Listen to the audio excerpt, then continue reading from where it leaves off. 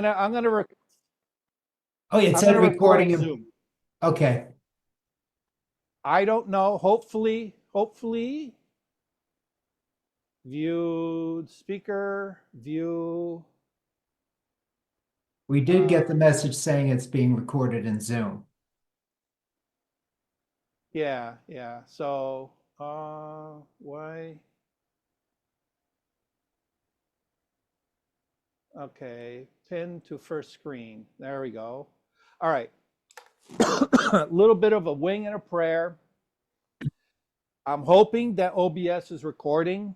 It looks like it's having some issues. I'm gonna have to figure it out. I'm hoping that at least I get a recording from Zoom. Wing and a prayer, guys. Wing and a prayer. All right. But the nice thing is, you guys can hear me. I am free to walk around my studio. I can do demonstrations. And now, hopefully, we can get back to the question that Bill has. Because, Bill, you reached out to me via email about your moon photos, correct? Yes. All right. Let me pull up desktop. This image, let me, oops, see? I'm already getting confused as to which desktop is which. Come on. All right. And open.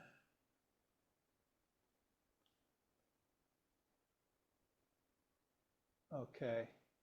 So these are the two, oh, let me switch. These are the two images you sent me. Yes.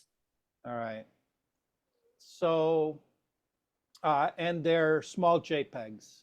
So, Yes. Yeah. Yeah. Their I don't website's know. JPEGs. Yeah, I don't know what you're looking for me to do. All right, what's your question? Okay. My question is, I just want to critique on this. The first one I shot at 1/800th of a second, f11 and ISO 400. And the second one I shot at the recommend earlier. No, I shot that later. I shot at the recommended 1/200th of a second, f11, and ISO 200. My main question is, even though I did not use the recommended, I liked what I did better, the first one, because I thought it came out sharper. And using 1/800th of a second versus 1/200th of a second. ISO 400 doesn't bother me because that's a good enough camera where I don't have to worry about Right. noise. But my question was, the first one is darker than the second one. As a, you know, Well, okay. Uh, the first my one, question is, should I have kept with the lighter one or the darker one? okay. I will bet you $50 that you can answer that question for me. Okay, I like the darker one better. It Yeah. shows detail more. Yes. Even though I think what I was getting at is I went far away from the recommended settings, and I liked my settings better than the recommended settings. I think Okay. that's what So the recommended settings is only a place to start. okay. Okay. As with anything in photography, there are multiple ways of doing this, and of course now I realize that you guys can't see me because my camera is facing the other way. All right, so you'll just have to put up with a disconnected voice. The the recommended settings is a starting point, okay? And it's usually a starting point when you're first learning a technique. It's nice to have those starting points because it gives you a place to start that's going to kind of get you in the vicinity. And then from there, you tweak and adjust according to whatever the situations are for your shooting environment. Okay. Also for your camera gear. Okay. Now, the thing with the moon is that you have to balance your shutter speed with what is actually physically happening to the moon, because the moon is going to travel across the sky. All right. And if you realize that the Earth is rotating at 15 degrees per hour, or yeah, what is, no, 15 degrees, what is it? Yeah, I 15 don't know. degrees per hour, something like that. And um, if you use a slow shutter, what happens is it's the even though the camera is stationary in your local perspective, on a global perspective, the camera is actually moving because the Earth is rotating. And on top of that, the moon is also doing its path around the Earth. So the moon is moving. All right. If you were to grab an armchair, a little lounge chair, and sit outside and just watch the moon, given enough time, you will actually be able to track the moon as it goes across the sky. So, you say, oh, well, it's only a second exposure. Well, a second exposure may be a little bit too much, because a second exposure is going to capture the moon moving through the sky, ever so slightly, but enough to create a little bit of a blur. All right. So in order to shorten down the exposure time, you need to compensate one way, shape, form, or another. Okay. And usually the best scenario is to just increase your ISO, because that's the easiest thing in these situations, right? Okay. You also you also have to take into account here. I'm going to switch. You also have to take into account what lens you're using as well. Most of the time, you're going to be using some kind of long reach lens, a telephoto lens. I used a 300 millimeter lens on a crop sensor camera. 300 on crop sensor. So that gives you about 480. almost 400, right? I think it gives me 480 if I remember correctly. Yeah, it's going to be very close. All right, and it's a not a zoom, right? It was a Oh, it's a zoom lens. Oh, it was a zoom lens. Okay, Yeah. so you gotta realize that zoom lenses. Where's my zoom lens?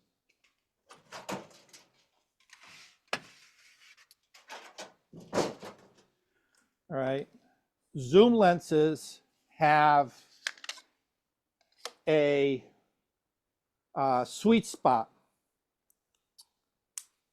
All right, from Mhm. when it's fully out to when it's fully in. All right, depending on the lens, you may have a variable aperture setting. So that way, for example, when it's the shortest, you may have an aperture that will open up a little bit larger. So like, for example, this one here, in a closed up position, it's a 4.5 lens. As soon as I go to the other extreme, it's 5.6. So I lose a full stop just by zooming in. Okay. Okay. And on top of that, it's not what you would consider a fast lens. I'm at, Mhm. if I were to shoot the moon, I'm at 5.6. I'm one stop away from f8. All right. So you know f8, you're robbing your camera of a lot of light. Oh, and I was shooting at f11. Okay, f11. All right. So right there, you're also robbing yourself of another stop of light. Okay. all that, whenever you're robbing light from your scene, you have to add light in one other way, shape, form, or another. Okay. Mhm. Oftentimes we play around with the shutter speed. All right. Because one of the things that I teach is, you want to set your ISO to the lighting environment, and it tends to be one of those set it and forget it, settings. You go outside, ISO 100 in full daylight. As soon as you step inside, ISO 400 in bright daylight. But here we are in a situation where it's nighttime. Okay. In this particular case, the ambient light is not the consideration. There is no ambient light. Mhm. All right. We're shooting up into the sky. There is no ambient light up there. Okay. So What we're reflective, dealing with, what's that? just reflective light. It's And reflective light. and I Yes. just figured out at 100, 800th of a second, the Earth moves 2.5 feet. Yeah. So Yeah. if you go down to, now just multiply that by 2, if you go down to 1/200th of a second, you're up around 15 feet. So that means you're moving, you're moving 15 feet when you're Yes. taking a shot. Yes. Oh, Exactly. So we have to balance this, Earth movement with, the physical handicap that the lens and the shutter give us. All right. So obviously, what we got to consider is that the moon is reflecting the sun. All right. okay. So we have to expose as if we're shooting something that's bright outdoors in midday. All right. So that's where typically the Sunny 16 rule comes in. F16, ISO 100 at a shutter speed of 160, 100th of a second. All right. To make, and that'll give you a fairly decent starting point. Okay.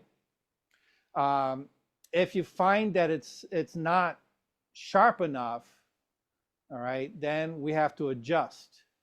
All right. But we got to realize that in order to capture the moon, we might need to underexpose it just a touch in order to get that kind of detail, because like I said, it's literally reflecting the sun. Okay. So you have your starting point, take a shot, analyze it. All right. If you say, well, I had my camera on a tripod, I didn't touch it. All right. Hopefully you are on a remote control. Yes, I am. Okay, Mhm. remote control, And because mirror doing lockup. this is going to move the camera. All Mhm. right.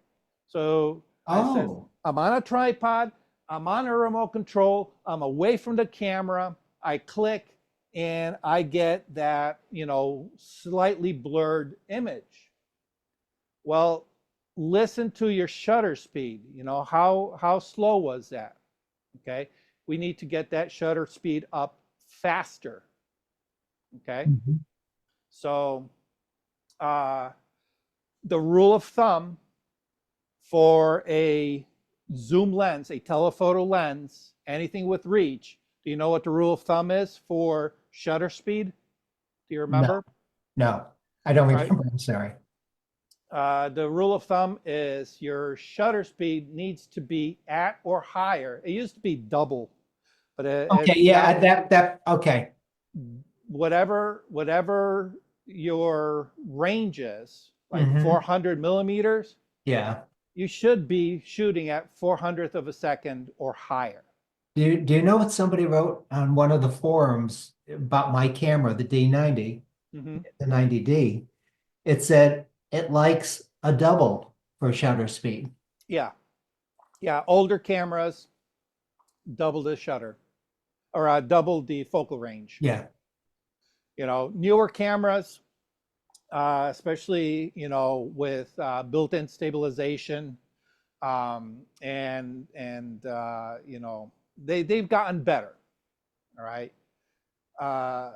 But you also have to, make sure that if you're on a tripod with an older camera, you need to take off any kind of stabilization. If you have in-body stabilization, turn it off. If you have lens stabilization, turn it off. The anti-shake, turn it off, because Yeah. when your camera is stationary and that anti-vibration is looking for vibrations that's not finding, the motor's going to move the elements trying to figure out, okay, I'm supposed to be detecting movement, I'm not detecting movement, what's going on? So all these internal elements are shifting ever so slightly. That could, add to your problem as well. All right, so stabilization is off, mounted, shutter speed, make sure it's nice and high. If you can't get it at ISO 100, go to ISO 200. Still can't get it, ISO 400. Still can't get it, try 800. Okay. The nice thing is, in today's software, we have such great anti-noise algorithms that even at, I shoot events at 1600, 32, what is it, 16,000, 32,000, 64,000. I'm way up there, because some of these events I'm doing at night, they like the ambient light with the, nice and low. All right, if I'm on a flash, I'm gonna light my, the people directly in front, but then everything in the background is going to be completely black. So I jack up my ISO in order to at least get some ambient light from the background, and then I lower my flash to hit just a couple feet in front of me. So I want to balance that. Okay. Okay. In shooting the moon, there is no ambient light that you're going to need to balance. You want that black. All right. So that's one Yes. thing you don't have to worry about. Okay. So just your shutter speed. So next full moon, give that a try. Actually, that first image looks great. Thank you. That was 96% full moon. Yeah. Yesterday was 99 and it was a milky sky. Tonight it's 100%, but it's cloudy. So it's like, okay, take the 96% and say thank you. Yeah, nice. Let's Thank see. you. Can I zoom in? Yeah. I mean, there is a little bit of noise there, but I'm sure part of that is the JPEG compression and all that good stuff. But Okay. Yeah, you know what, the thing is, here's another trick that you can do. All right, is take a couple of shots in succession. All right, don't wait too long in between them. Yeah. Okay, take a couple of shots in succession, 2, 3, 4 shots. Okay, you take those 4 shots, bring them into Photoshop as a stack. All right, and if you do a see if I can remember, mean or median, a median blend. And what Okay. that'll do is it'll take all 4 and literally combine it into one image, and it cleans up a lot of that noise. Okay, thank you. So if you want to learn that technique, do me a favor. The next time you shoot a full moon, Yes. take at least 4 shots Okay. in quick succession. Send me the RAWs and I'll walk you through the process. Thank you. Okay? All right. Cool. All right, let's get some Where's my, Can I ask a follow-on question to that? That's yeah, kind of absolutely. related? Yeah. So I think I mentioned it last time. There's this Facebook group I'm following. It's called Nature. And Mm-hmm. the head of the guy is named Ray McCormick. He posts a lot. And so today he posted a picture of the moon from the other night, and he shot it with a Samsung Ultra S24, his phone. Okay. So I know that Bill was using regular lenses and stuff, but as I look at the picture, is he blowing that thing up a lot, or is there something, that I don't know about lenses on the newer ultras, or is that, I've taken pictures with mine because my regular camera doesn't go that high, but I notice whenever I try and take a picture of the moon, it's like a pinhead out there. Right. What was his name? Ray Um, Fitzgerald? Hold on, let me, Ray McCormick. Ray McCormick. Hold on. Here we are. give me 1 second. Okay. Okay, he's got a couple. Oh, here we are. He did. Is this the one you're talking about, Brian?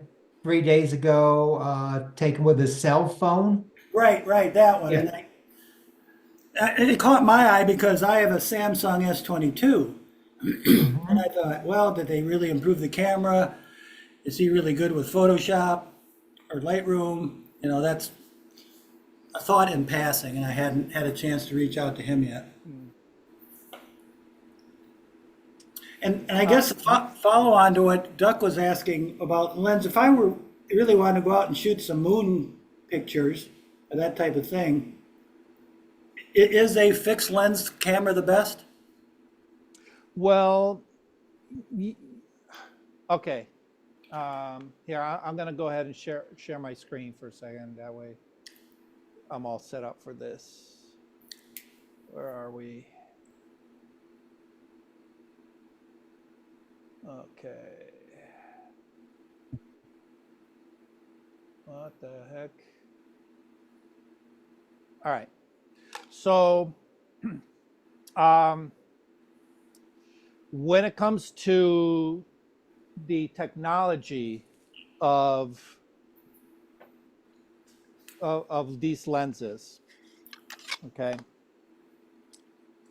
the way magnification works is you have elements at the front, have elements in the middle, and elements towards the back of the lens. All right, and typically, the more space that we create between this front element and back element, the more magnification. Okay. So just think of when you have a magnifying glass, when you move that magnifying glass back and forth, it changes how much magnification you get from that magnifying glass. It's the same principle here. All right. But it's a little bit more complicated because what it's got to do is it's got to take all this light that's coming in from various angles and redirect it in a more linear line down the barrel of the lens in order to hit that sensor plane in a way that it'll register as a sharp image. So it's bending a lot of that light. Okay. So with a fixed focal length, it's easy. You just fine tune all the glass elements to hit that space in the back and you're done. You're done. All right. The problem with variable focal lengths is that we need to get that sharp focus on the sensor plane anywhere along the length of this zoom.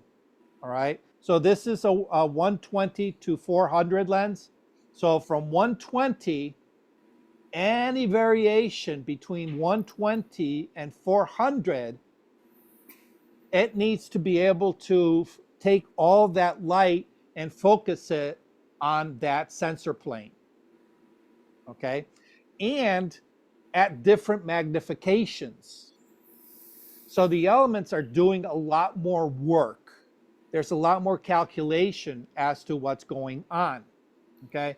So what happens is uh, there's only so much control you can have over the curvature of a piece of glass. Okay. When it goes out of scale, for lack of a better word, that's not quite the word, but when it goes out of scale, what happens is it's bending the light, and when it can't bend the light properly, we get chromatic aberrations.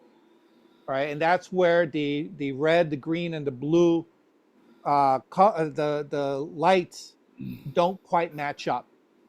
So we get a little bit of color fringing because the angle of the blue has now shifted a little bit out of sync with the angle of the red. All right, uh, probably the best explanation. All right, so what they do is they calibrate it for somewhere around the middle of the range for one of these lenses. All right, in the middle of the range is usually, in this case, it would be like f11 for your aperture. Okay, and as you know, when your aperture is tighter, it's focusing the light a little bit more. Okay, so they calibrate it to work and in the more normal range, the middle range of whatever the specific lens is.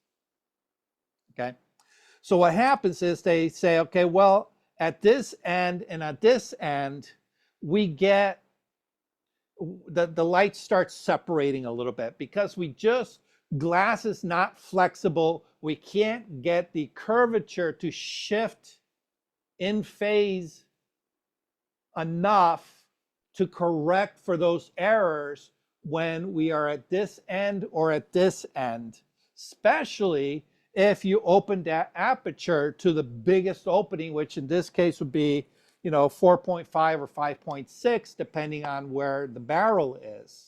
All right. So they say, okay, well, we have to allow a certain amount of error. Okay, and what they do obviously is they try to minimize that error, but the more expensive the lens, the more engineering that goes into it in order to minimize that error. All right, and the cheaper the lens, well, you're just going to have to put up with all that color fringing, and then you'll have to use some kind of software to get rid of that, blue and red shift on the edges. Okay. So for that reason, a fixed lens, a fixed range lens is the best, because what they do, and of course they calibrate it again for whatever the middle of the aperture is, okay? But because we don't have to worry about moving elements, they can have a faster lens. So instead of being maybe 4.5, maybe it opens up to f4 or f2.8, okay, for a zoom lens, okay? So you're gonna get a sharper lens, a sharper image with more range in your aperture setting from a fixed lens than a variable zoom lens, okay? But with a fixed lens, well, if you buy a 400 millimeter lens, you're stuck at 400 millimeters, okay? If you're a sports shooter and you're on the sidelines and 400 is going to get you that closeness, then it makes sense to have it.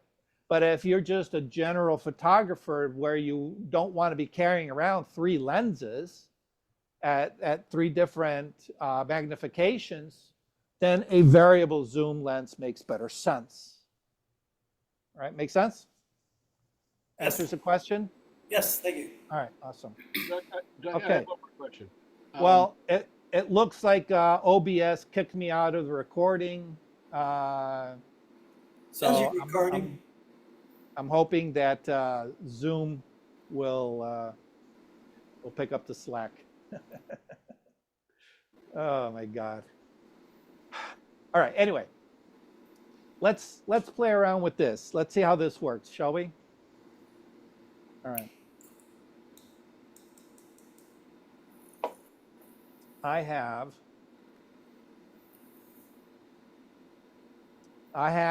my my go-to assistant. My assistant never complains. I don't have to feed her. I throw her in a corner and she's quite happy. All right.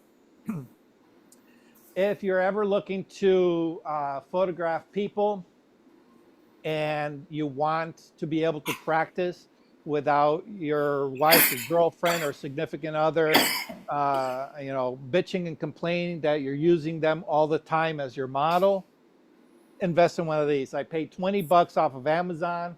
I lost the arms somewhere along the way. She's armless, who knows?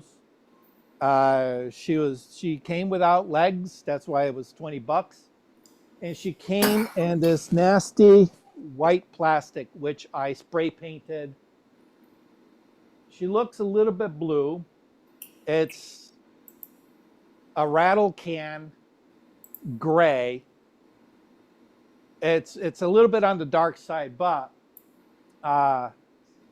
it works a little bit better than the flesh tone because, you know, this is a little bit more monochromatic and I can kind of judge my exposure a little bit better on a model like this. Okay, so what we're going to do is I'm going to explain just a single light setup and how distance kind of operates with our exposure and the results that we get. All right. At any point, if you need anything explained or you want me to try something out, just holler it out. Okay. So whenever you're working with Flash, the first thing I always suggest, all right, and Bill, you'll be hearing kind of like a repeat of this tomorrow. Because, oh yeah, I should have said that. Tomorrow I'm going to be presenting to the North Haven Camera Club on portrait lighting. So that's why you're getting kind of a preview tonight, warming up for tomorrow. So the first thing you want to do is, in this particular case, I'm going to shoot tethered.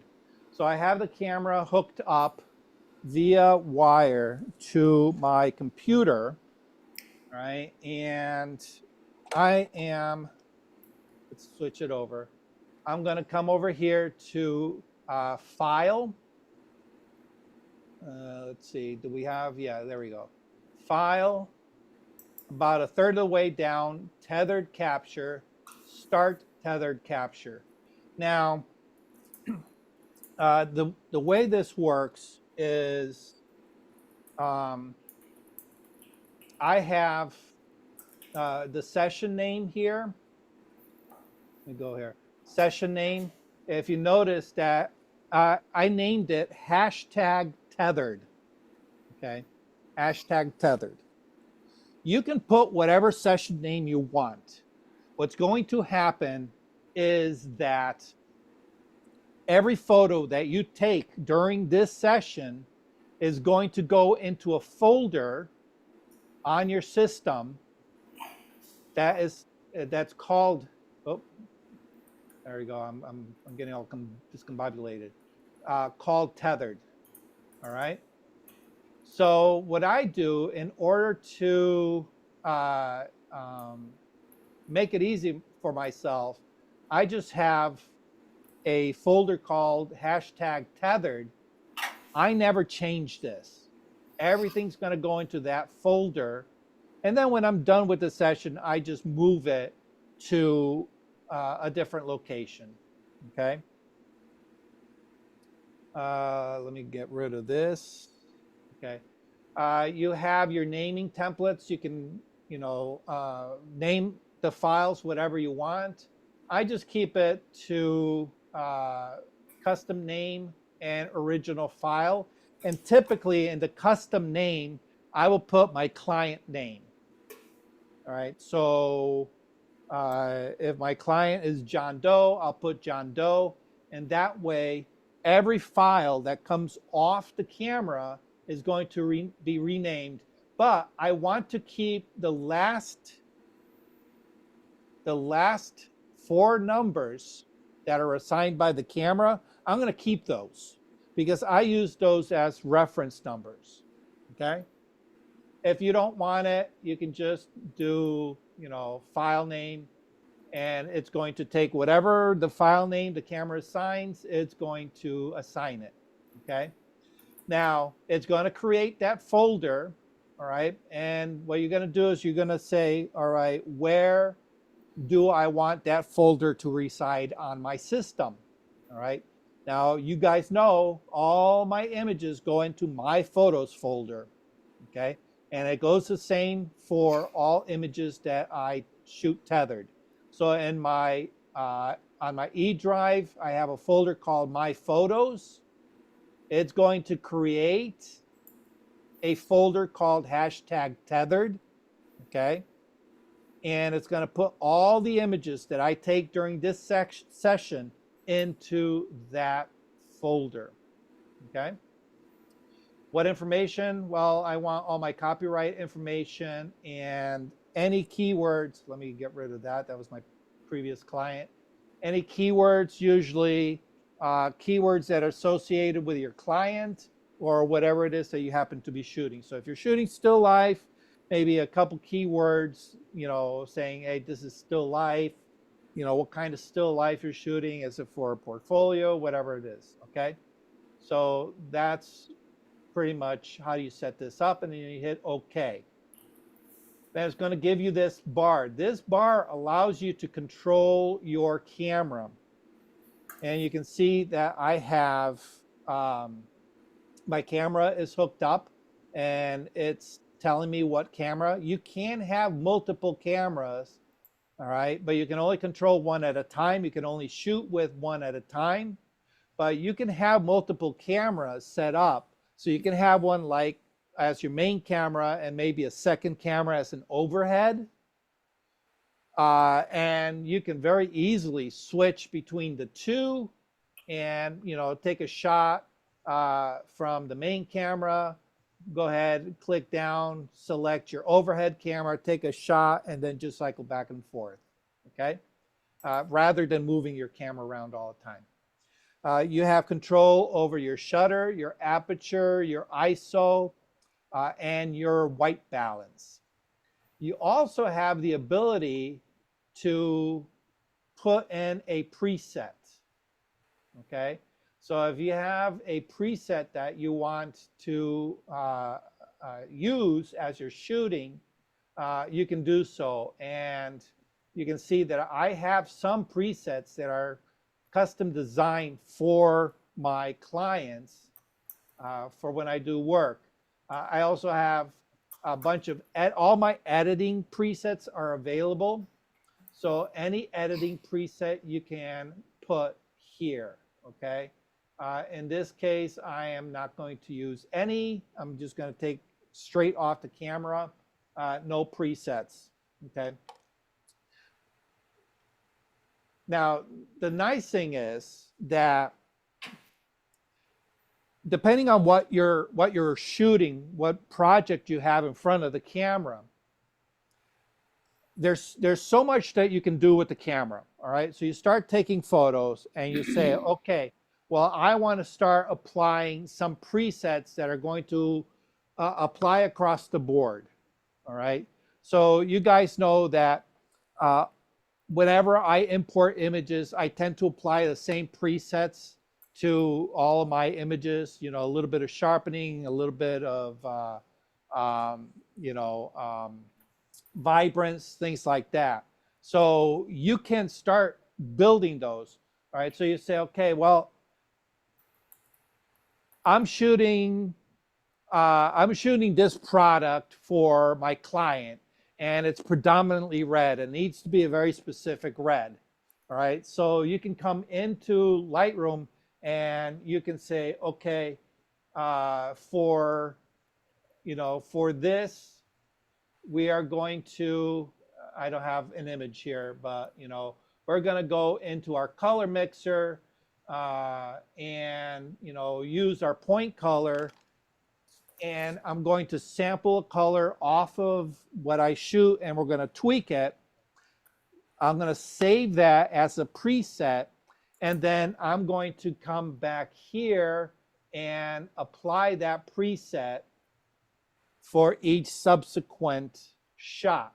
So I can, in essence, start developing my images and apply that develop setting as I move forward.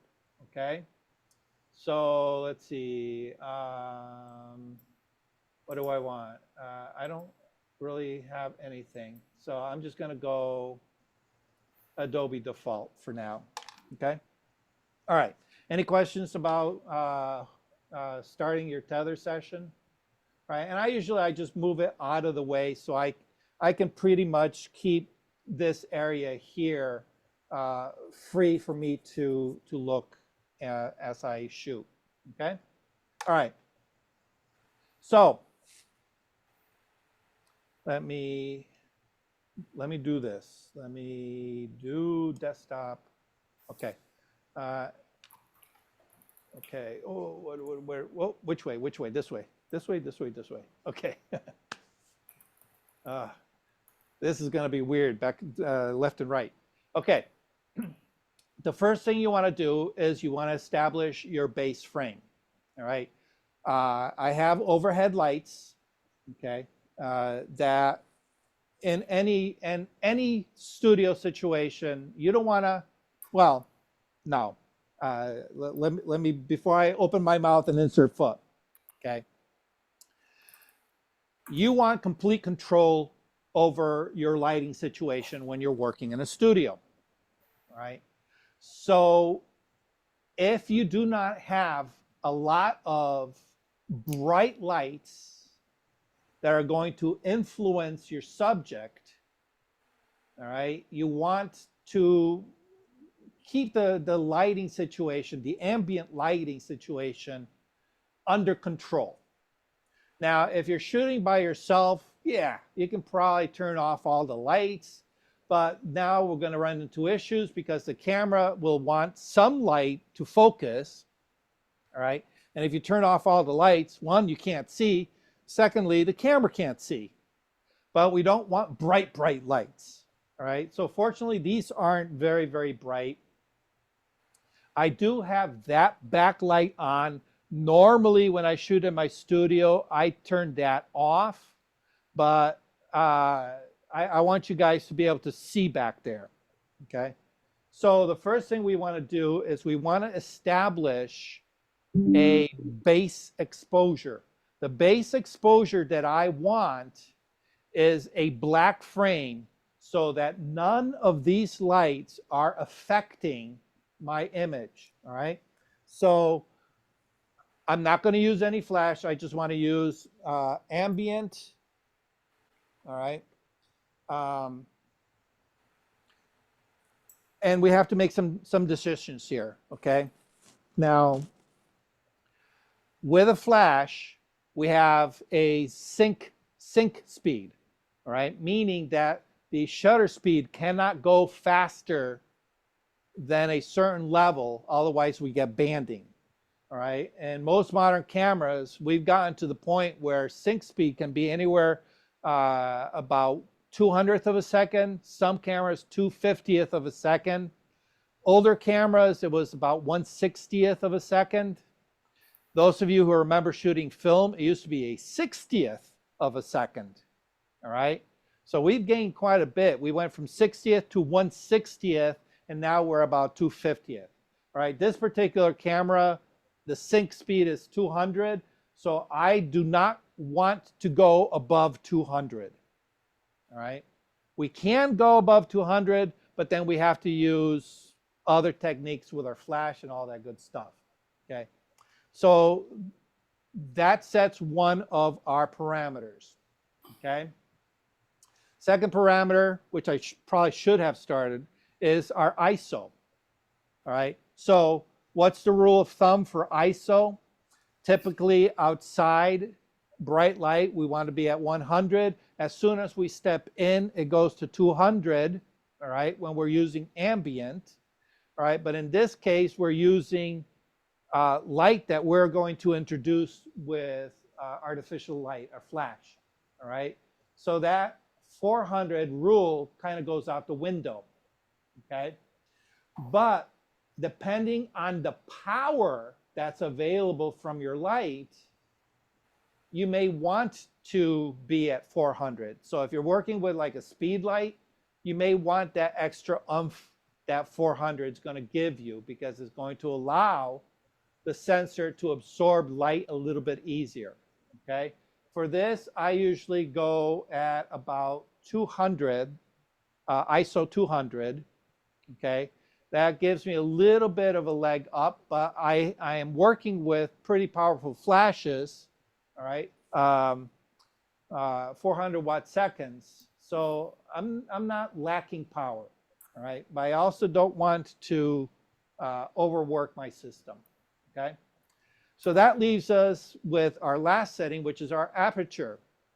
Now, aperture, if you understand your exposure triangle, aperture controls your depth of focus. It also controls how much light is coming in from your ambient light, all right?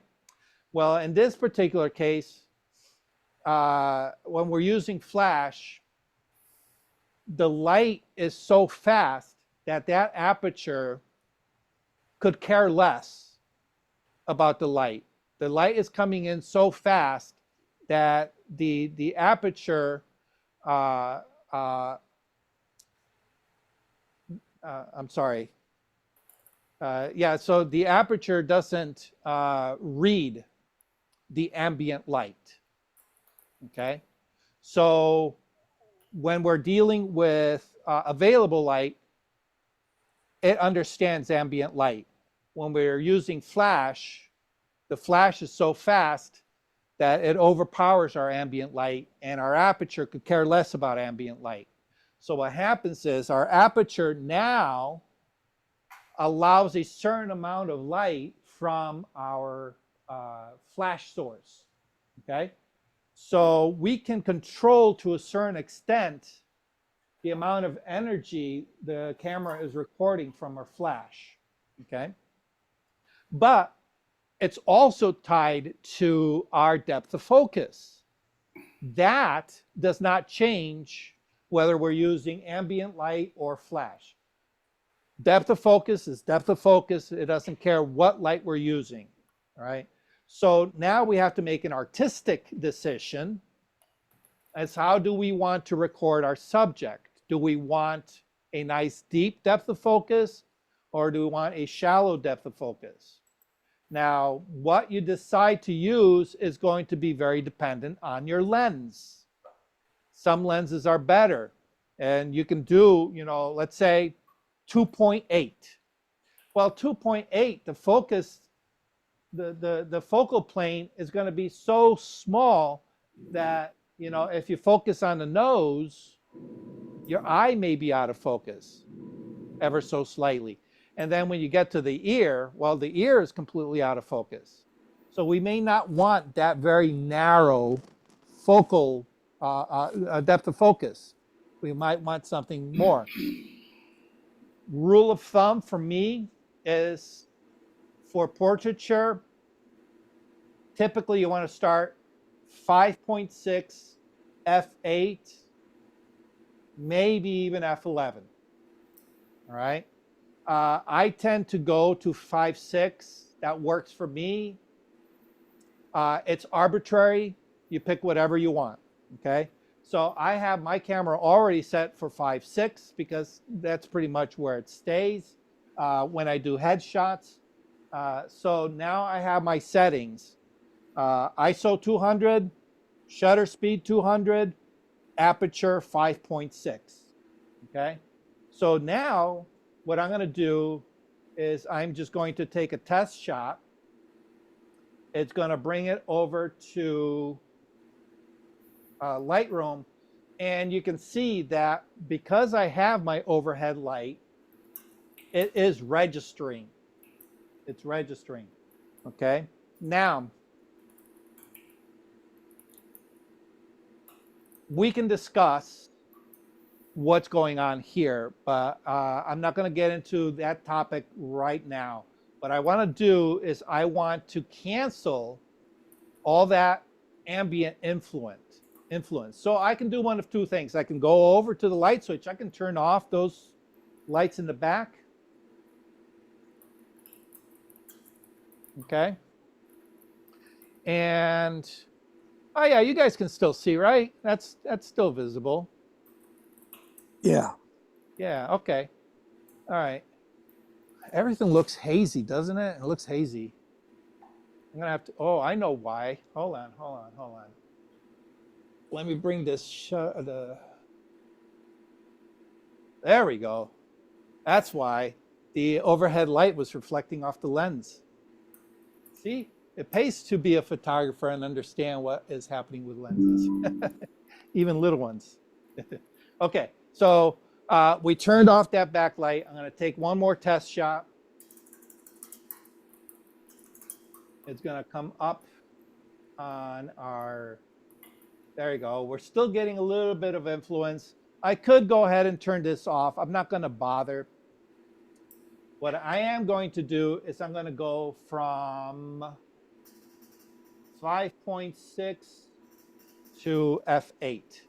Okay, so I don't know if you guys saw it. Oh, you know, I don't have my zoom control here. Okay, so I can't zoom in. Oh, okay, that's that. All right, that's going to be another thing to consider here. All right. Oh, and I'm locking up. I'm locking up. All right. Really? You guys hear me okay? Yes. Did I totally, I'm frozen on your side, right? We hear Yep. you. We hear you. It looks like I'm frozen. You are.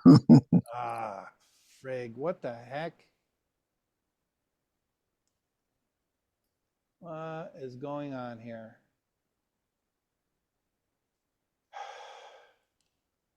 Let's stop. Let's, I'm gonna stop share, see if that unfreezes. Nope, doesn't Nope. unfreeze. What the frig? All right, hold on.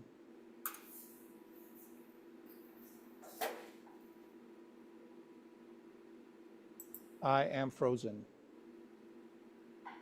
And I don't want to stop because we're recording. We are recording this. What else could go wrong for me today?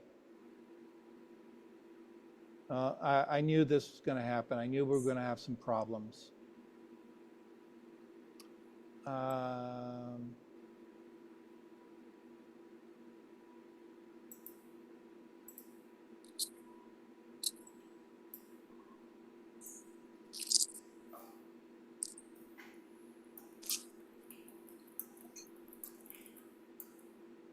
Okay. Huh. Damn it, damn it, damn it.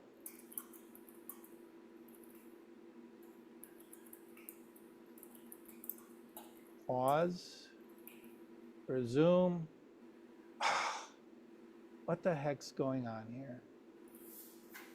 All right, stop virtual camera.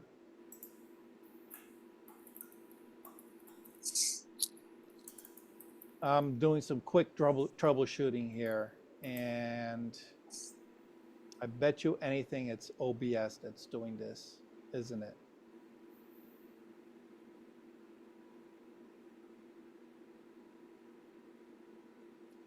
It is. OBS is locked up.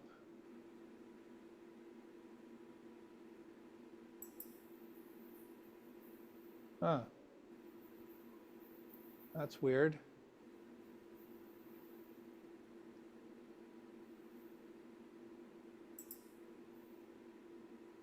Okay. I'm going to have to quit OBS. Give me 1 second. OBS. And relaunch that. End task.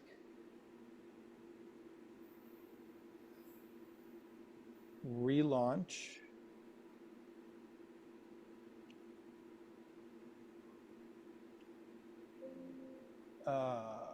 Did not run normally. Come on. Giving me a warning. It didn't close down properly last time. Start virtual. Are we back? You're back. Yeah, you're back. Back.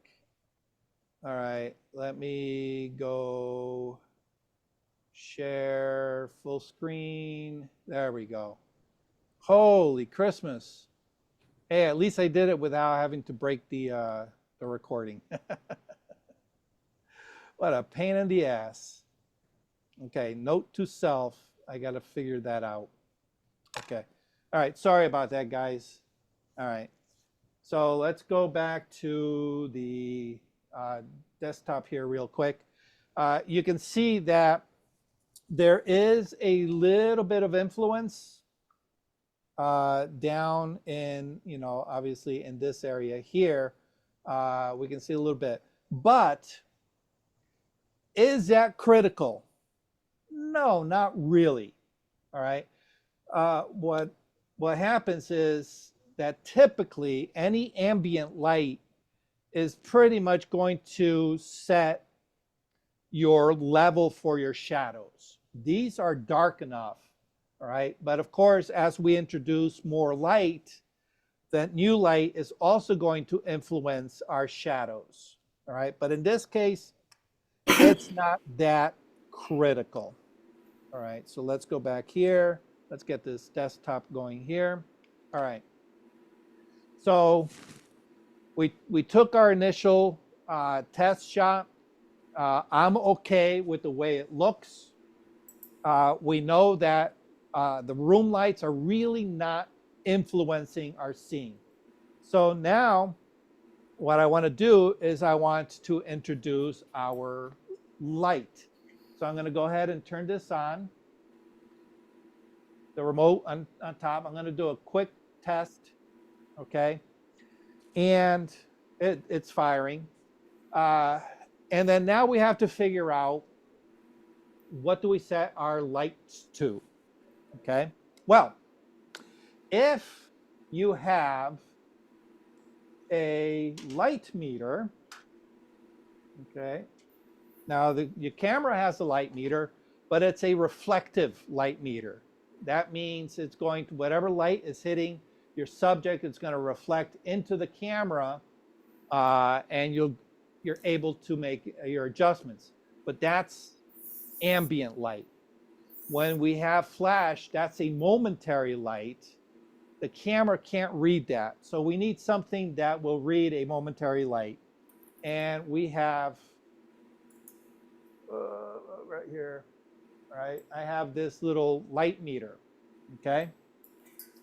Not everybody has a light meter, okay? And the way it works is I just turn it on. I bring it over to my subject. I flash this, and it'll give me a reading. And then I adjust this until the reading on this matches the settings on my camera, right? But not everybody has one of those, right? So what do? Well, every camera has a little display screen. Message. We can chimp it. Text. Okay. Message. So what we're going to do is we're going to set an arbitrary power to our flash. And right now I have it set to 1/16 power. All right. Now different flashes are going to have different strengths. So an eighth of a power on a small flash is going to give you a different energy output than an eighth of or a 16th of a power on a bigger flash. Okay, so if you have a 400 watt second at 1/16th power, it's going to give you a different output than a speed light at a 16th power. Only makes sense, right? Okay. So what I'm going to do is I'm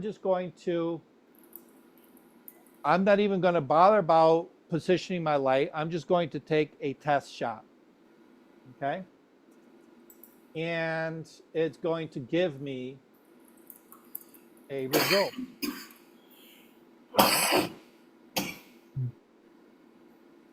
All right.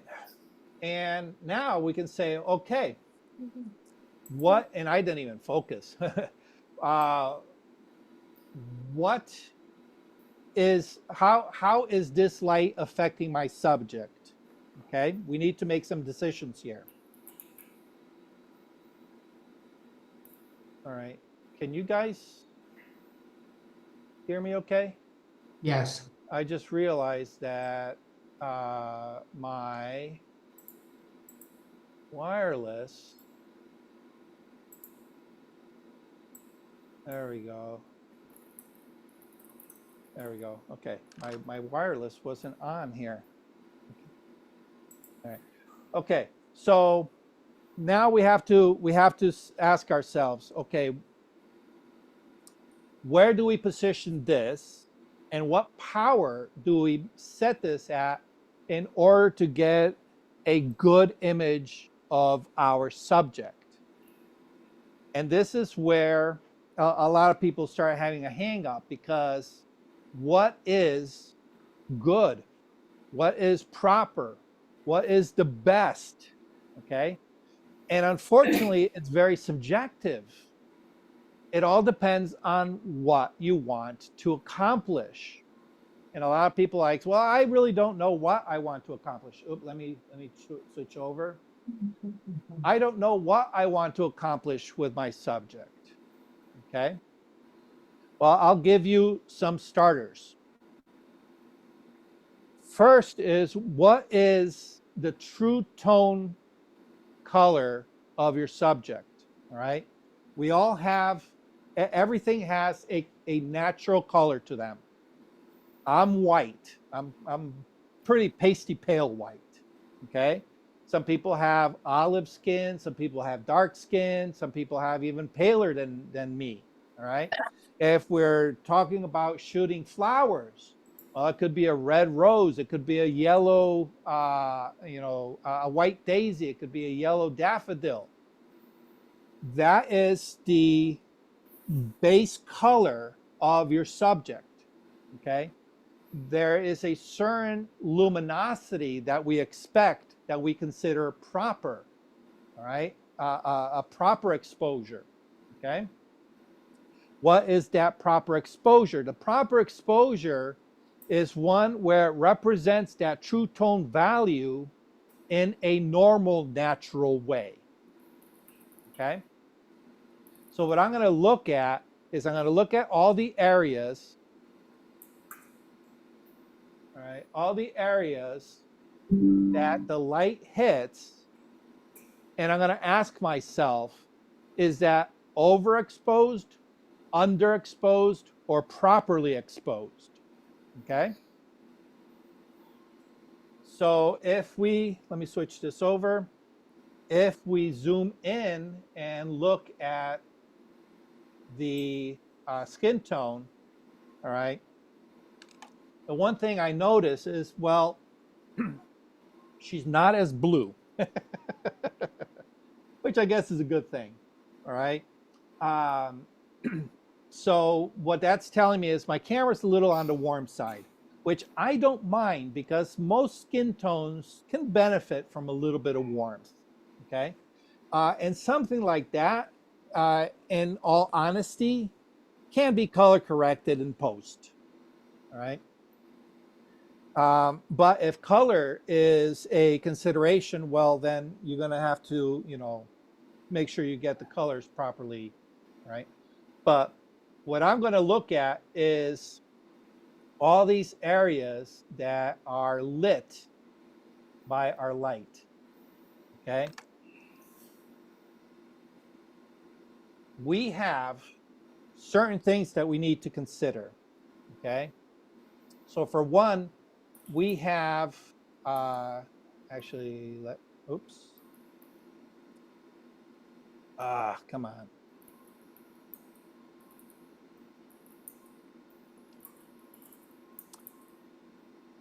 I can't.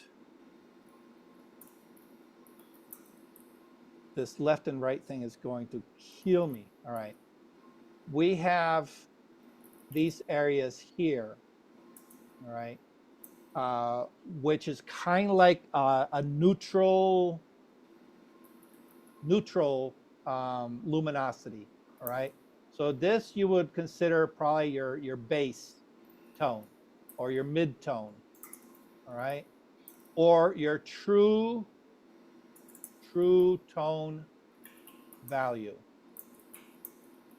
I can spell true tone value, okay?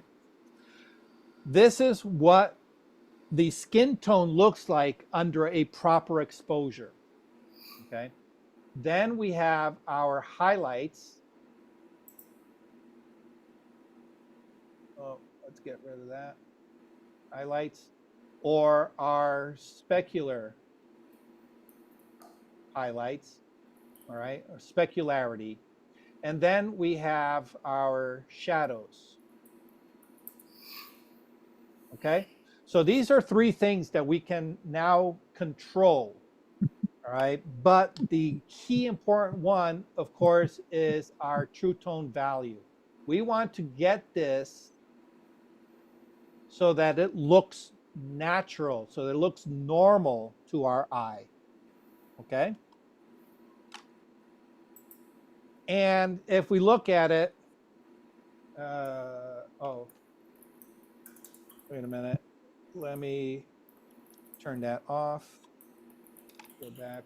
Okay. If we look at it, that the skin tone looks proper. So that's a good starting point. Now I could go and say, okay, well, I want a little bit more light. All right. But you have to ask yourself, okay, why do I want more light? Well, the image is looking a little bit underexposed. But is it really? If we look at the true tone value, is that really underexposed? Well, it's a little under subjective. But if you're not sure, what I'm going to do is I'm just going to go ahead and add another stop of power to my flash. So I went from a 16th to an 8th, all right? And I'm just going to do a quick test with the light just to kind of clear it. And I'm going to do, let me focus on my subject here. There we go. Do another test, all right? And now we see that, yes, we've gained more exposure, all right? If we really look at like the forehead, this area, all right, where the light is hitting it a little bit on the more flat, that's looking pretty darn good, okay? But if we look at the highlights, okay, actually, let's see. If we look at the highlights, all right, they're bright, but they're not too bright. They're still within a controllable level, all right? And then, of course, if we look at our shadow area, okay, our shadow area, we have shadow detail, okay? It's not so dark that we can't really see what's going on in there. So we have shadow detail. So this might be a good working position, okay? Make sense? The light placement is still not great, but the exposure is looking fairly decent, right?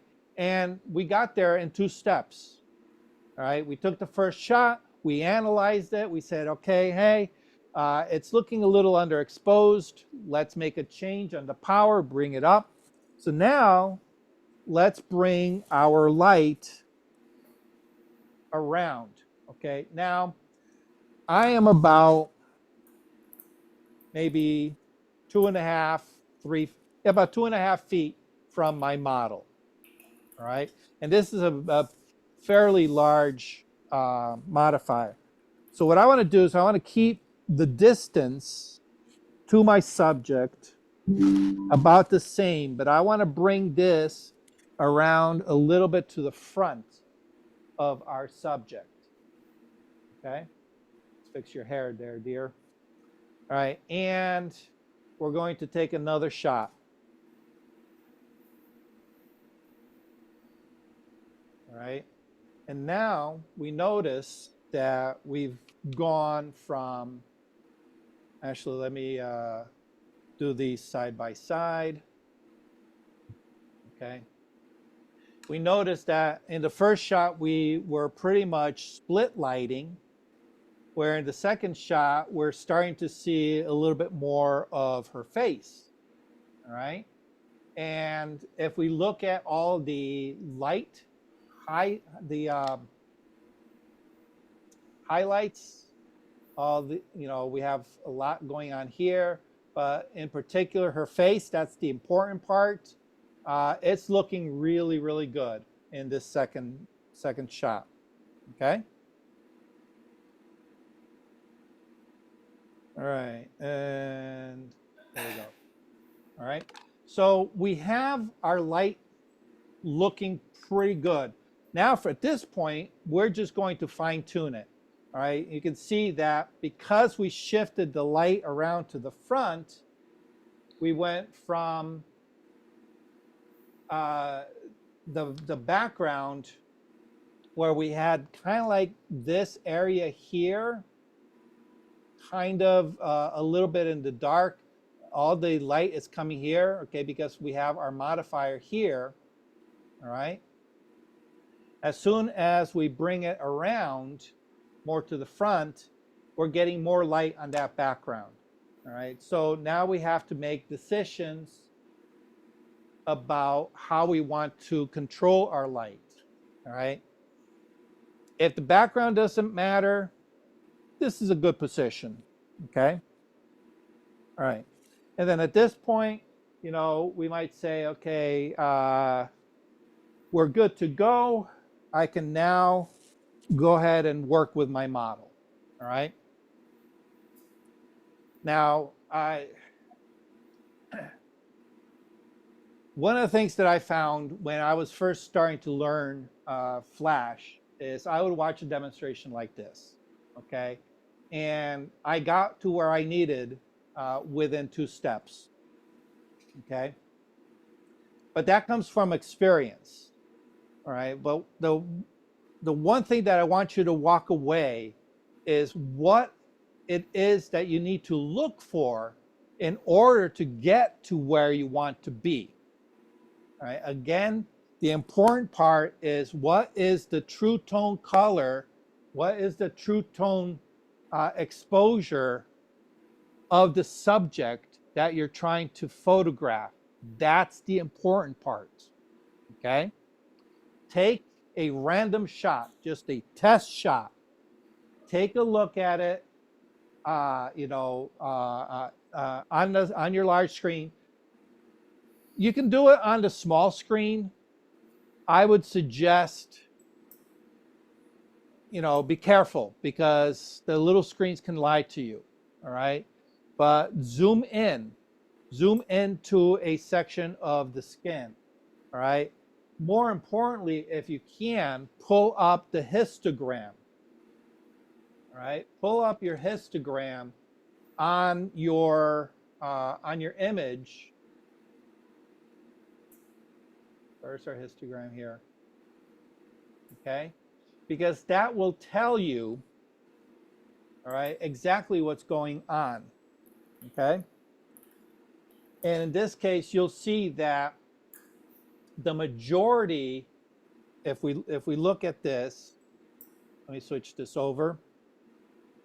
If we look at this, we have our divisions here,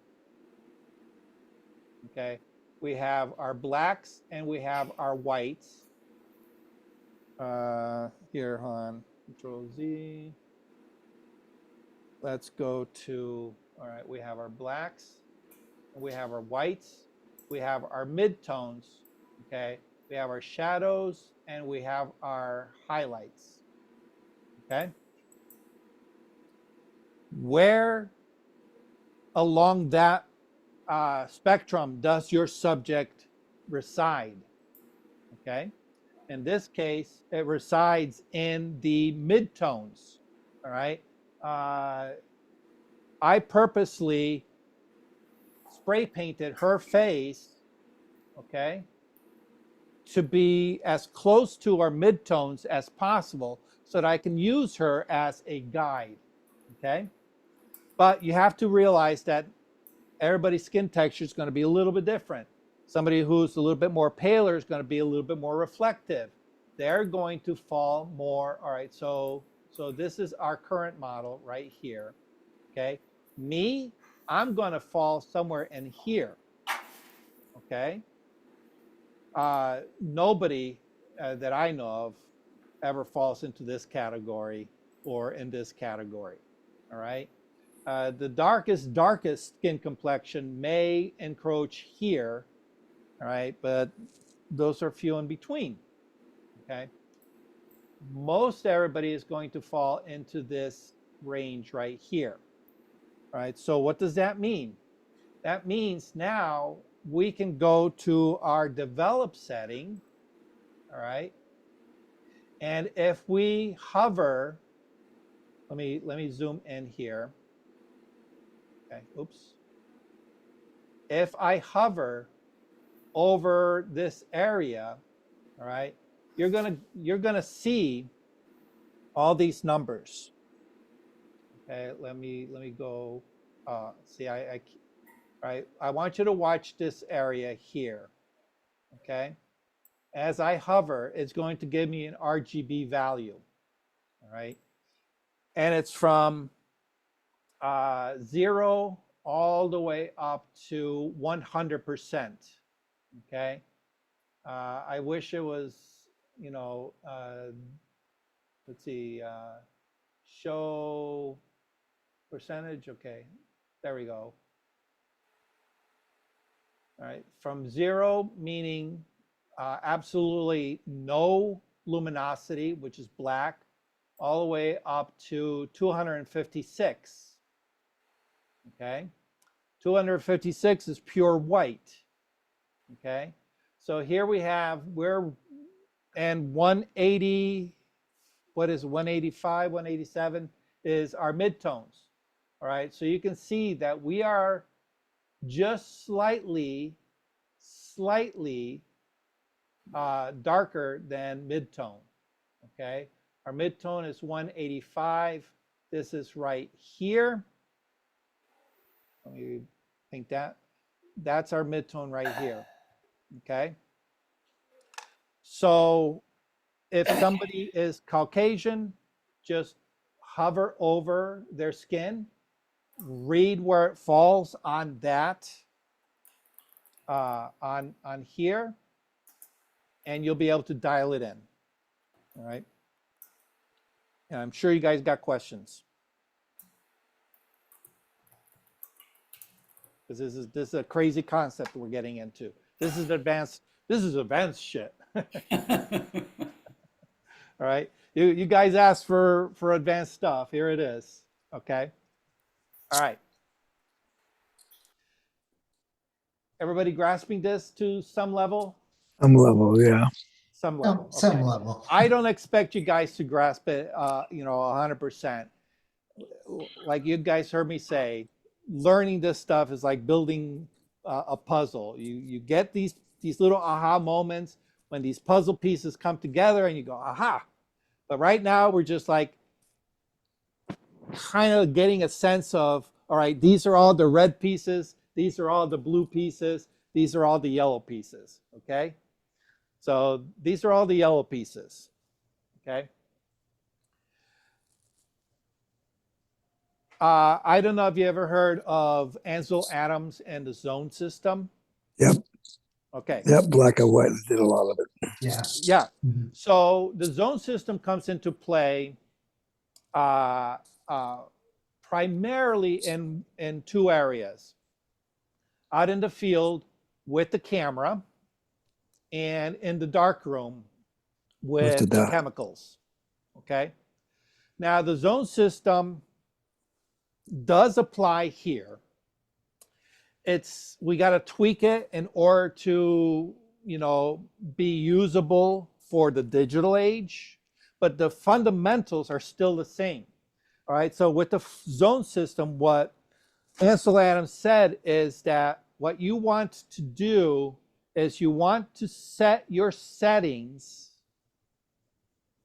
so that the results map to a certain exposure that you want. Okay? Because we can change these settings and we can get a completely different result. All right?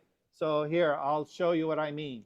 I'm going to, I have a 50 millimeter lens, which can open up to 1.4 aperture, right? I'm not touching the light. I'm not changing the power on the light. I'm not changing my shutter speed, and I am not changing my ISO.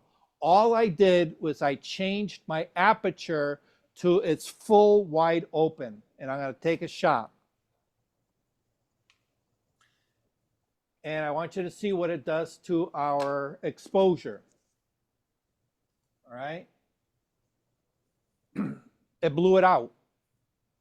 It blew it out. Okay. Now, on the surface, excuse me, on the surface, we look at it and say, that is wrong. That is wrong. But is it?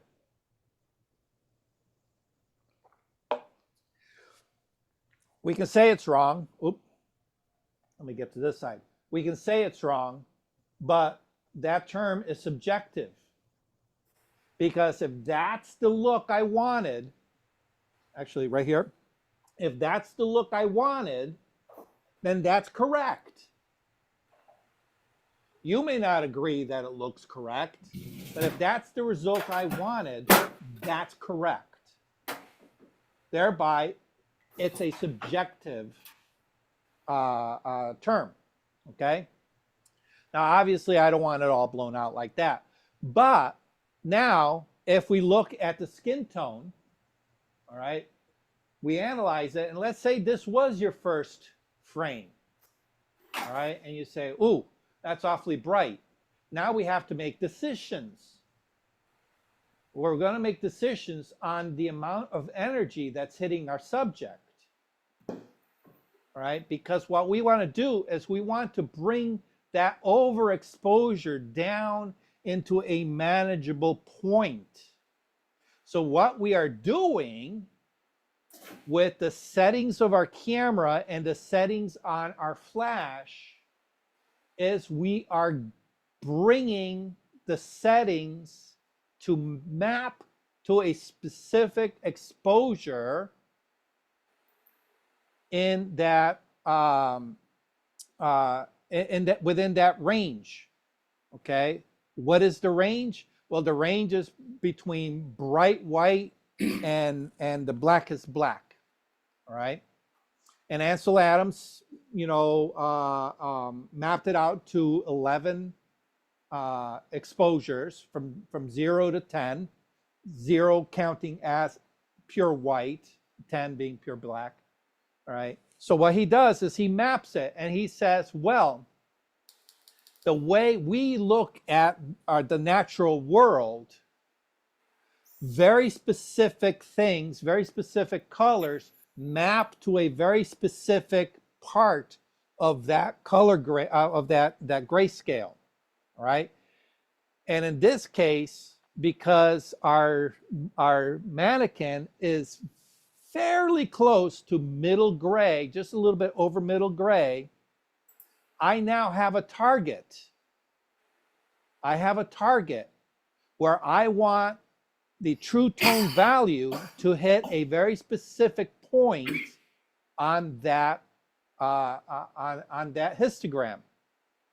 Follow? Okay. So now, like I said, we're going back to the beginning. If you have a light meter, you can do it with a light meter. If you don't have a light meter, well, it's a crapshoot. All right. Well, we know that our shutter speed is not going to have any influence over our flash. All right. It's just with the ambient light. So what I'm going to do is I'm going to manipulate my aperture. Okay. Or I can manipulate my power. Okay. But again, aperture is an artistic control. So I'm probably going to go there first. All right. So let's say I want a very narrow depth of focus. All right. So I want 2.8. All right. I want 2.8 in this case. So I set my camera to 2.8. Make sure I'm in focus. Take a shot. Here's my 2.8. And we look at it and we say, okay, where is our true tone value?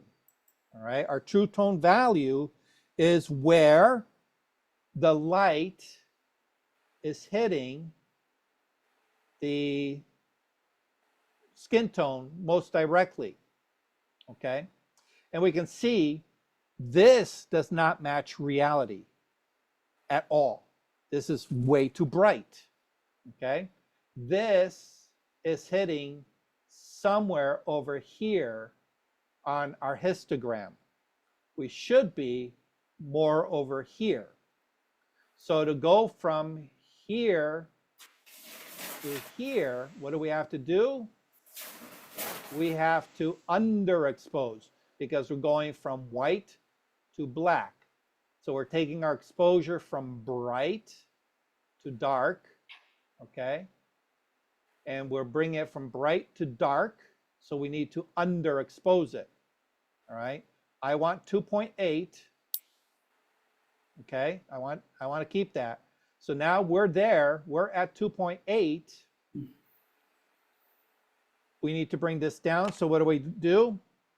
We have to revert to controlling our power on our light. So we are at 1/8.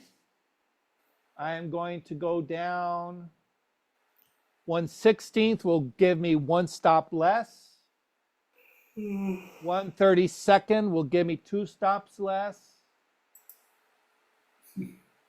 1/64 will give me three stops less. Let's try that. I'm going to reduce it by 3 stops. I am guessing at this point. I am guessing. All right. All I know is that I look at the, I look at this. I look at this. It's saying that's way too bright. It's way too bright. Okay. So from experience, you should get a kind of a sense. I'm going to try 3. All right. Because I reduced the power, I'm going to go ahead and dump the power on my flash. I'm just going to hit the trigger on the flash. And then I'm going to take another shot. And we look. All right, we look. Oh, look at that. Holy cow. Either I'm good or I'm lucky. I'm lucky. All right. So we look at this, okay, and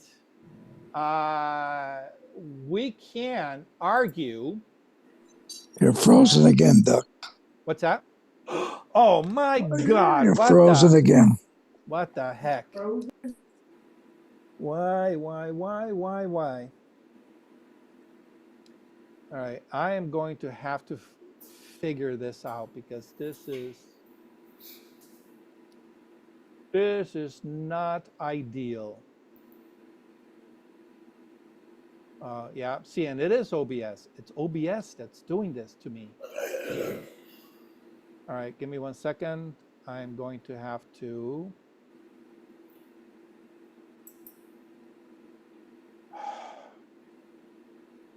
This is frustrating to no end. Sorry, guys. Where are we?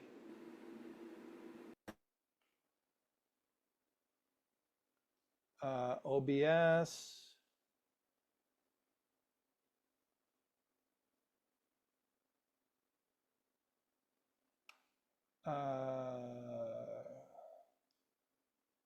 End task.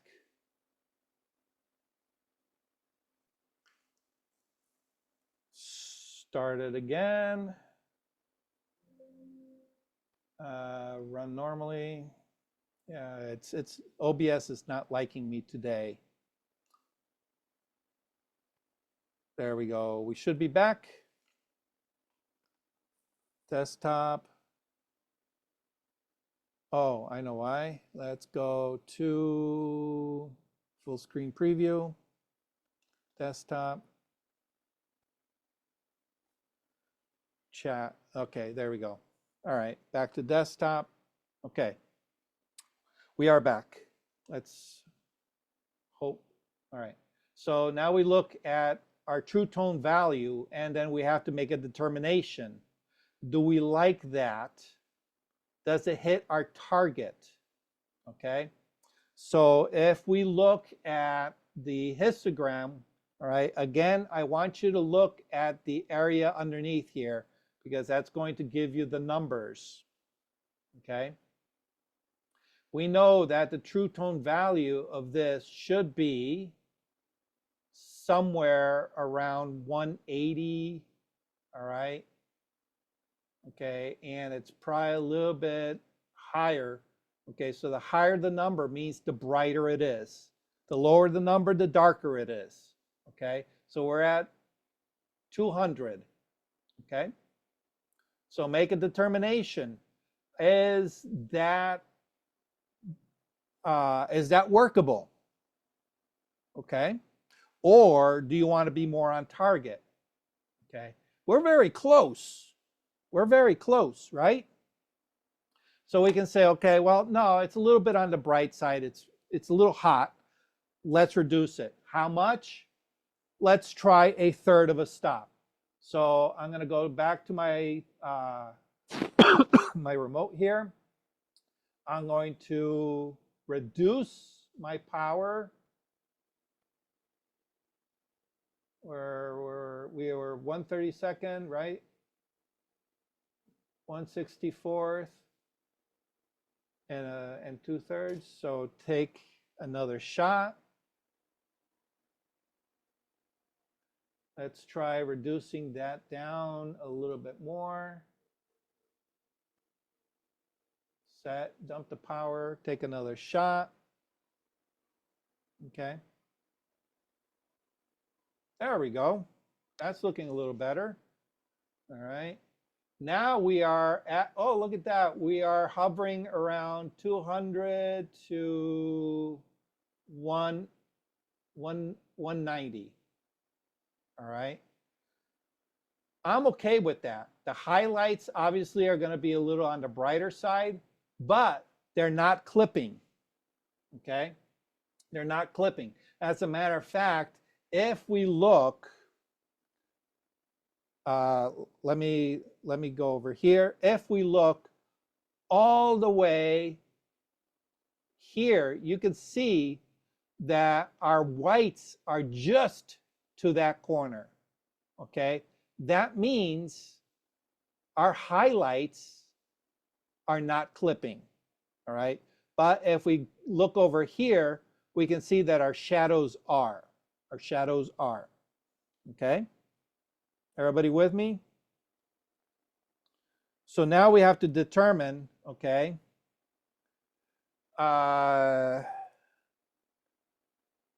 where in the shadows. All right, so we can come up to our histogram. We can click on that little icon up there. all right, and we can turn on our preview, our clipping preview. And it doesn't look like we got much, all right? We have a little bit here, all the way out here in the darkest regions of the edge of our image, okay? I can live with that. That's insignificant. Make sense? That doesn't really matter. As a matter of fact, if we open that up a little bit, yeah, we're not going to reclaim anything, but that's deep shadow. I don't want that looking like, bright anyway, okay?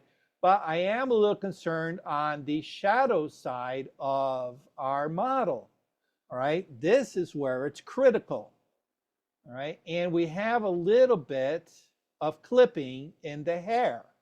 So what can we do here? What can we do? Any suggestions?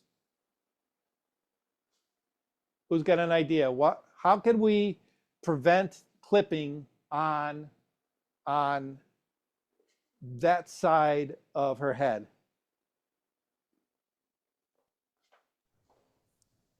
How do we get light? Excuse me. How do we get light to this side of her head? You guys still with me? Oh yeah. Can you hear me? Yeah, we can Yeah. hear you. I don't know how to put a little bit of Yeah, light on that yeah, side. you're a little low, but I can hear you. Oh, well, you can bring that your lamp. You can bring the light around, swing it around a little bit further to the left. Okay, we can bring the light around, okay, but that's going to change. That's going to change how she looks. Okay, so keep that in mind. All right. Now, if let's say I bring this light all the way around to this side, I'll definitely light that side. But what happens? I'm now introducing shadow on the other side. Okay, because we're only working with a single light. Okay. All right, so here we go. Let's give that a try.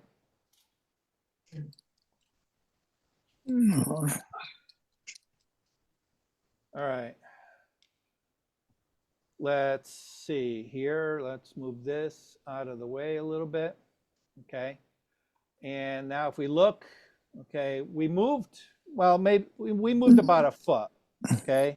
Did we gain much? All right, No. let's go.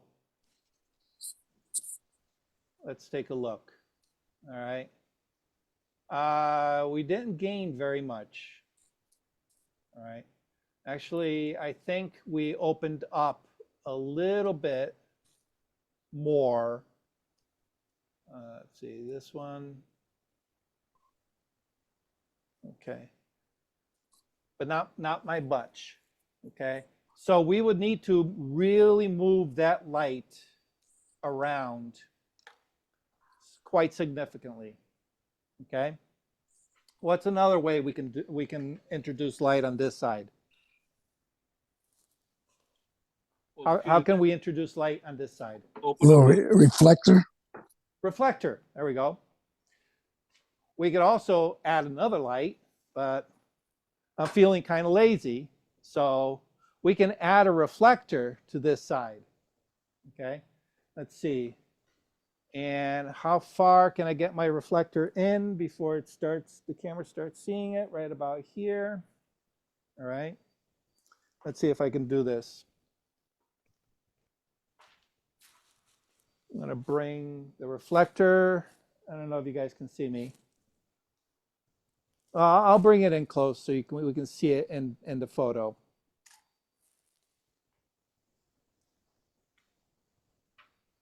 All right. And where are we here?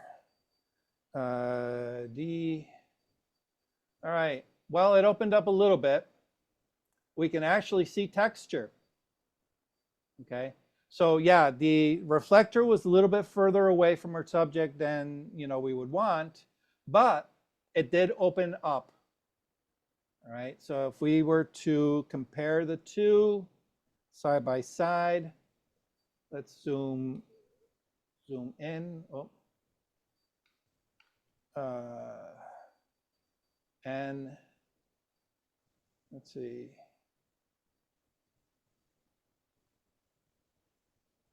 Yeah, we can't zoom in, can I? Okay.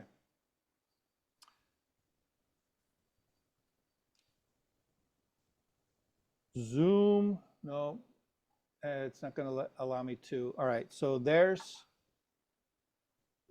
is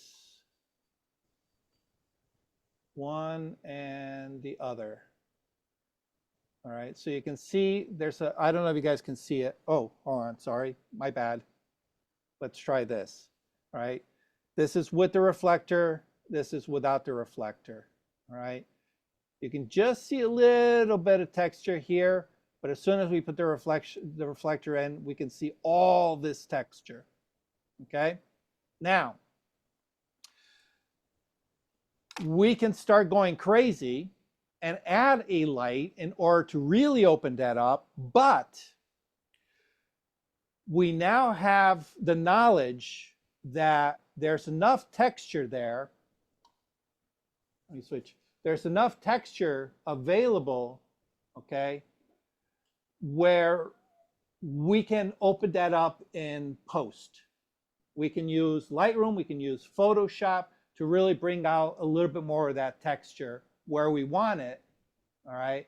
Whereas if we start adding another light, that might add a little bit more complication. And the other side will get light. You'll start getting more light on the other side of the face too. You're going to We destroy now that. have to balance that light against our first light. What is spilling over from that second light? Okay, if all we need is just a tiny little bit, kicking it in with a reflector is all you need. If it's not enough, we can do it in post. Okay, so having that knowledge of what is available to you in post-production versus in the field really can benefit, will be a benefit for you to make those decisions. Because oftentimes it's not so much whether you can do it, it's whether you have the time and the equipment to do it. Okay, yeah, I have the equipment, but do I want to spend another 20, 30 minutes putzing around with a second light, making my client wait as I fine tune just to get a little kiss of light? Doesn't make any sense, right? So we throw on a reflector, we bounce a little bit of light back in, we're good to go. Make sense? Yep. All right. Now, the other thing that we could do is we can make our subject a little bit more claustrophobic, and we can bring the light really in close, probably a little bit too close. Okay, let's see. All right, it's just, I'll put it just inside the frame, just so you see it. Okay, so what I've done is I brought the light,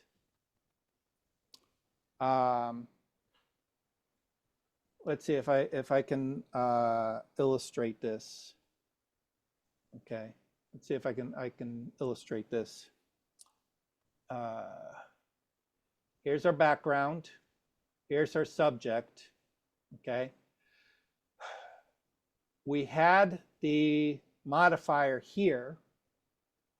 All right. What I've done is I brought the modifier closer. All right. But the majority is going to fall in front of our model. All right. Not so much on the side. Okay. So the majority of the modifier is in front. Now, one little trick that you can always use if you're not sure about how much of a wraparound you're going to get is you can walk to your model's position, okay, and say, all right, if I if I am, let's say, the fly on the wall, all right? If I'm a fly on the wall and I'm sitting here on the side of my model's head, all right, can I see that light? If the answer is yes, then light's going to hit that section. Okay? If the answer is no, then you're going to be in shadow. Make sense? All right. So one way is to just kind of like, you just tell your model, hey, I just got to check one thing. I'm going to get a little bit uncomfortably close, do a quick check, and that will tell you. All right. Now, we've taken the distance from, which was around 2.5 feet, and now we're literally at about 1 foot. All right, so we cut the distance in half. So that means we've increased the amount of energy that's going to hit our subject by how much? Okay, how much? All right, if we have, what do we have? Our camera is here. Okay, our camera is set to 2.8.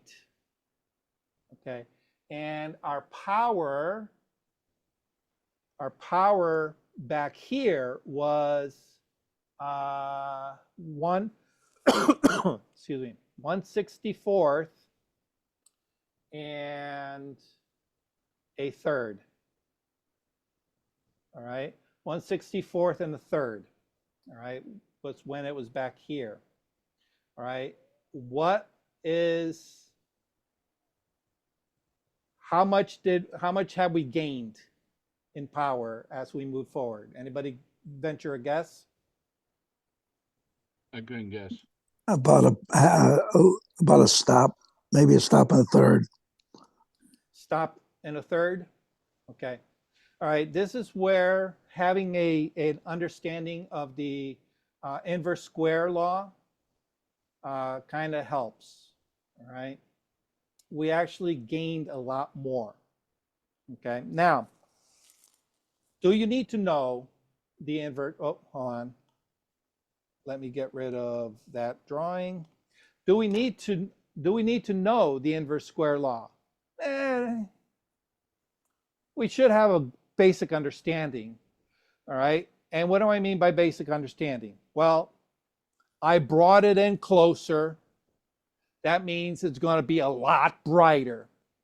Okay, how much brighter? Well, you can argue.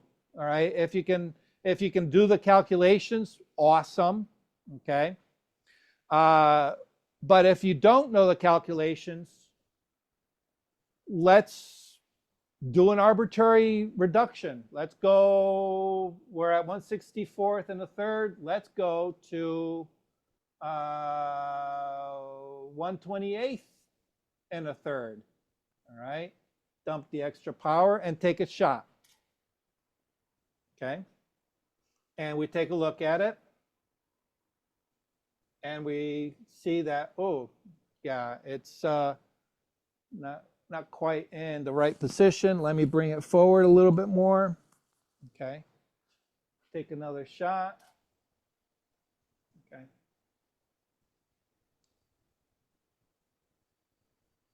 There we go.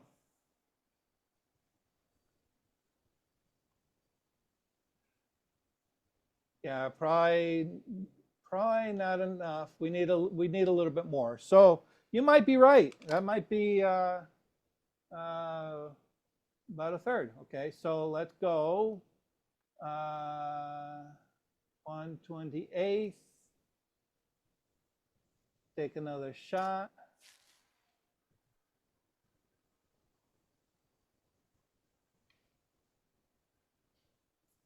Oh, okay. Let's bring up to 1/6. Where were we? We were at 1/64, right? Yeah. Okay.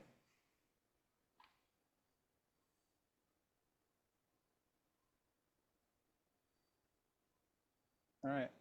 Somehow, I think what happened is because I went to the edge, because this is such a large modifier, that my energy actually didn't change all that much. All right, let's bring it forward a little bit more. This is 5 foot, about 5 foot modifier. Okay, let's take another shot.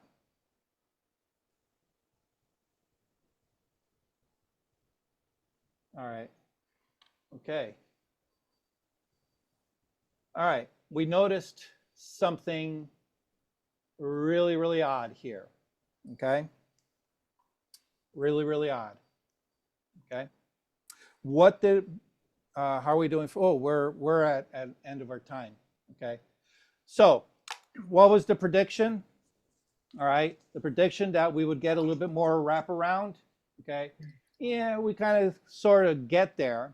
All right, but something else happened. Can anybody see what happened? Let me Change the shadow in the nose and the shadows.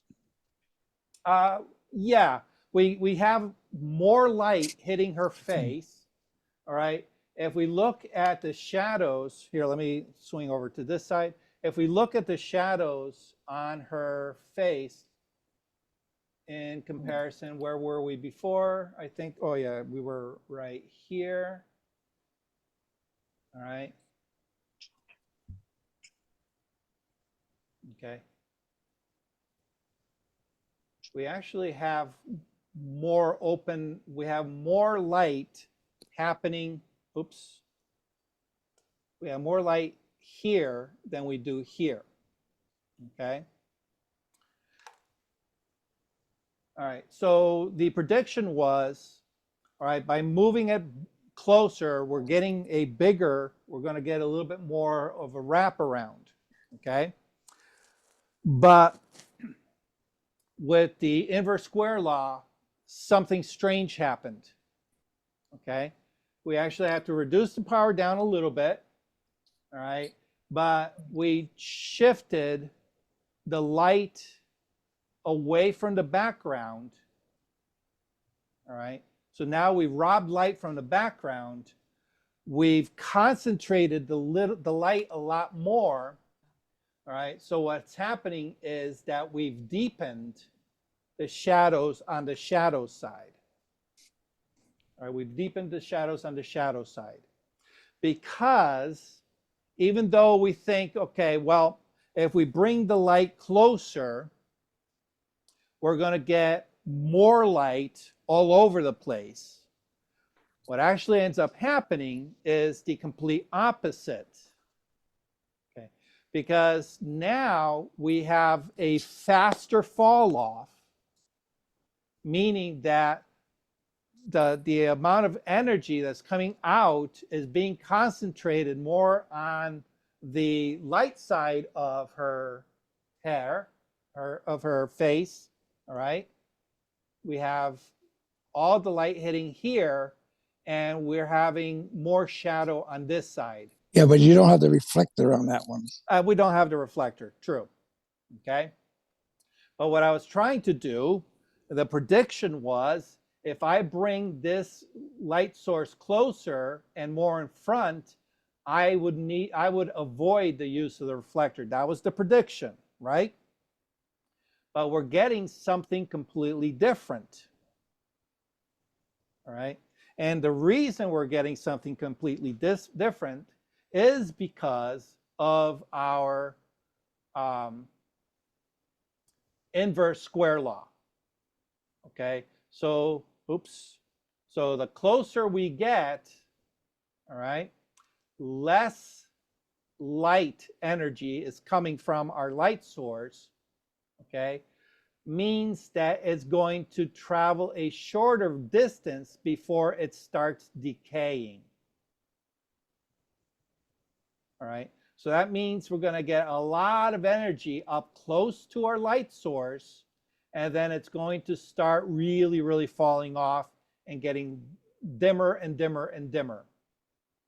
Okay, so what happens is now, because of that, we have darker shadows here, where the prediction was, you know, being a bigger surface, we would get more light here.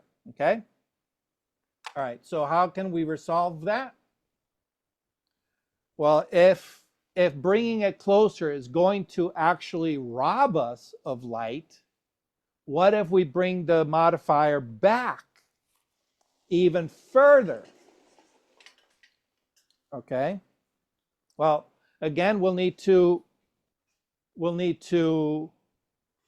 change the power setting. All right. So before I change the power setting, let me go to E. There we go. I'm just going to take a test shot, keep it the way it is. All right. And we need a little bit more light. Going to go from 1/64th to 1/32. There we go. All right. And now look at our background. All right. And we still have a lot of shadow. All right. We can bring this around to a front. Take another shot.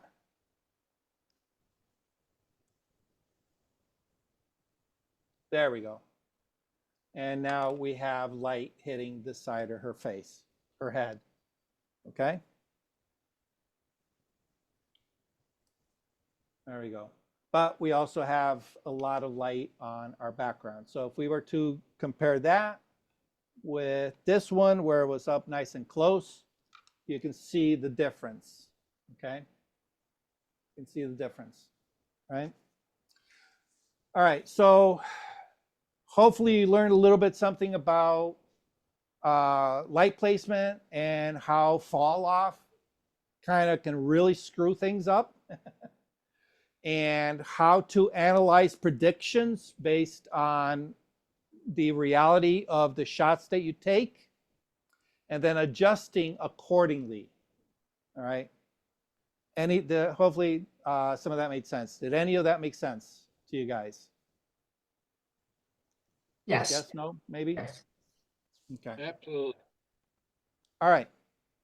Well, we went a little long here. Hopefully you guys kind of liked a little bit what we're doing here. I apologize for all the problems with the computer. Hopefully I'll get that resolved next time. It's All right, always any a learning last minute curve. questions? It's always a learning curve. What's that? It's always a learning curve. Always the learning curve, yes. All right, tomorrow night I'll be presenting for the North Haven Camera Club. Those of you who are members of the North Haven Camera Club, I hope to see you there. Bill, I know I'll definitely see you there. I will be there. Diane will be with us. She's Good. looking forward to seeing you. Good. Good. And in the meantime, think about what else we can do here that you guys might be interested in. Okay, I know I definitely want to do some tabletop stuff. Okay, we'll do stuff. Okay. Good. All right. Let me stop the share. Sharing. All right. Okay. Well, that's pretty much it for tonight. I appreciate you guys hanging out with me. And we'll see you next week. Have a good one, Doug. Have a good. All right. Take care, guys. See you tomorrow. Thank you for watching. Well, you with Doug. Watching you any station. Milford Photo, your local full-service camera store, located in downtown Milford, Connecticut. Milford Photo offers you a personalized shopping experience, from the latest camera gear to printing and framing services, and of course, educational workshops to teach you the finer aspects of photography. Don't forget to tell